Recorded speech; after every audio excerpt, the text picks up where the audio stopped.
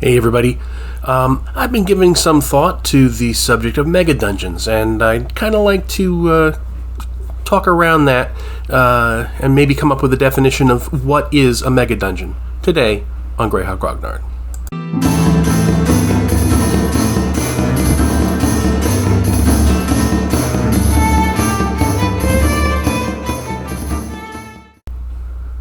So obviously, Megadungeons are something that is integral to the world of Greyhawk. We have Castle Greyhawk, obviously, is the one of the earliest Megadungeons that was ever created, aside from Blackmoor, and it is the tentpole of the World of Greyhawk campaign. There's Moray Castle. There's a number of other large, expansive dungeon settings in the World of Greyhawk. In terms of products, obviously, there is Greyhawk Ruins, there is Castle of the Mad Archmage, there are a number of other third-party, Stonehell, and there's a ton of Megadungeons out there. But I kind of wanted to talk about what makes a dungeon a Megadungeon. And this kind of goes hand in hand with an earlier video I did. I'll try to figure out if I can put a link up here somewhere. I'll see if I can do that. About rules in AD&D that kind of slide into Megadungeons, that kind of encourage dungeon play. And I think one of the heralding factors of a Megadungeon is obviously first the size. It can't just be a single level, 20 room dungeon. That can't qualify because it doesn't really feel mega.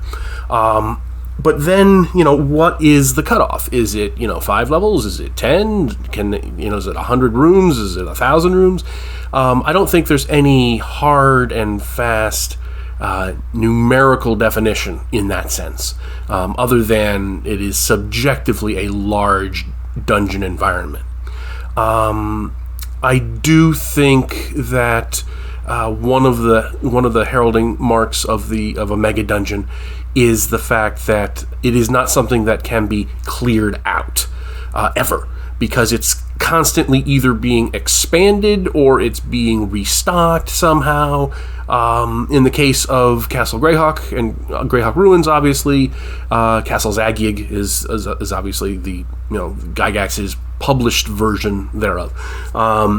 In the case of that, you have the Mad Archmage sitting at the bottom of the dungeon, restocking it, changing things up, creating new tricks and traps and things like that. So there is an in-universe explanation for why the Megadungeon is working the way it does, even though it might not seem apparent to the players at the first, because they might not have really clicked that it is actually Zagyg himself at the bottom of the dungeon who's making who's restocking and who's making all this happen. Now, next, I think you got to talk about factions, because one of the things that makes that makes Megadungeons come alive really are the various factions of humanoids and other creatures that exist in the dungeon. It allows the DM to really come up with a lot of dynamic situations where the PCs who are exploring can play one group off of another. You've got the dwarves and the elves, or this tribe of orcs and this tribe of hobgoblins, or whatever they end up being. In Castle of Mad Archmage, for example, you've got elves and dwarves controlling some of the ways down. You've got various tribes of humanoids on other levels that are fighting each other. Further down, there's a gladiatorial arena with different colors representing different gladiatorial teams, and so on and so on and so on. So you can really play that up. And I think that's a useful tool, but I'm wondering if it's a defining characteristic of a Megadungeon, because I can certainly envision a Megadungeon that doesn't have active factions like that. So while I'm going to say that's a secondary characteristic, I'm not going to say it's part of the definition of what makes a Megadungeon. Now, there's an assumption built into the word Megadungeon itself. Does it really have to be a dungeon? Or could it have some other form? I know in the DM's Guide, in the original first edition DM's Guide, the book talks about dungeons taking on many different forms. It doesn't always have to be, it starts low at the top, and then as you work your way down, it gets tougher and tougher and tougher as you go to each dungeon level. That is, of course, the archetypical way of doing things, but it doesn't have to be. You could easily have a dungeon, say, in a mountain where it's low at the bottom, and then as you go higher in the mountain, as the dungeon levels go up, it can get tougher and tougher that way.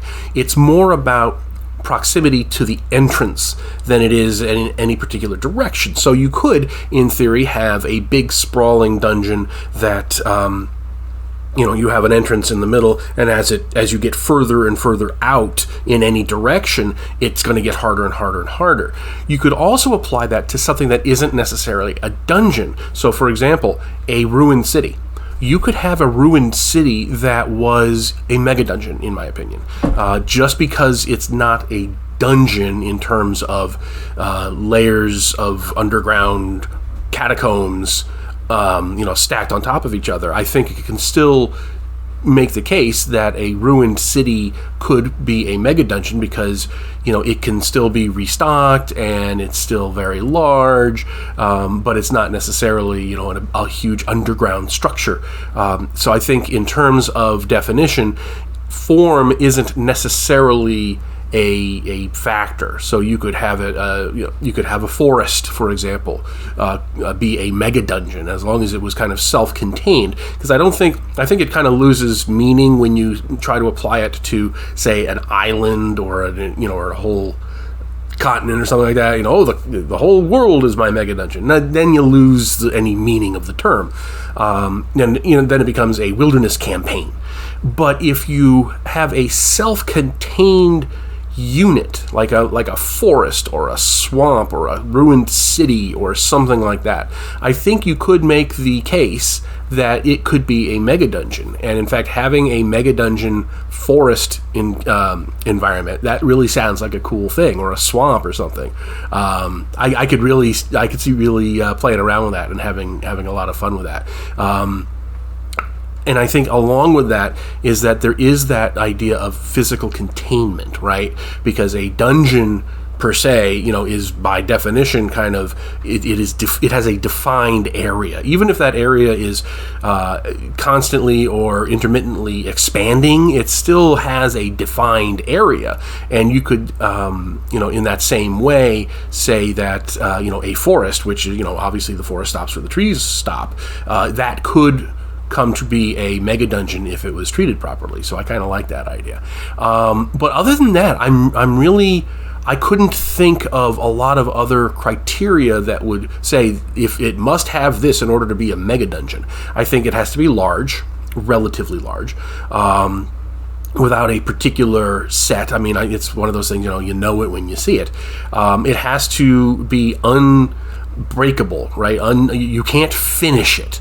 There's no way you can just kill all the monsters, take all the treasure, and then you move on. It's constantly being regenerated. It's constantly being possibly expanded physically. There is a mechanism or mechanisms in there that prevent the players or anybody else from clearing it out. And I think and I know a lot of people count Temple of Elemental Evil as a mega dungeon, and I think that's what disqualifies it, because the temple is a closed environment and it is a relatively large dungeon, but it's, in my opinion, nowhere near large enough, and it is possible to clear it out. You could go in and clear out all the humanoids and all the clerics, and now it's just a big empty hole in the ground. So I think that's a disqualifying element to Temple of Elemental Evil. And apologies for all the people who think it is, and I know I'm going to see them in the comments, so knock yourselves out. But other than that, and then having that the question of factions be kind of a side issue is it's something you see a lot in Mecha Dungeons, but I don't think it is necessarily a hard and fast requirement. But other than that, I think just it's large. It has a defined area, and it can't be cleared out. And I think those are the three elements that go into making a real Megadungeon a Megadungeon. I would love to hear what you think down in the comments. Please feel free to chime in. I know this is a topic that pushes some buttons for people, so feel free. Feel free to disagree, feel free to agree. I'd love to hear what you think about my definition and what's your definition. And if you enjoyed this video, please hit the like button. Please subscribe to the channel. We're coming in on 2,000 subscribers. That would be awesome to hit that goal soon. If you look in the description below, you'll find links to the Patreon.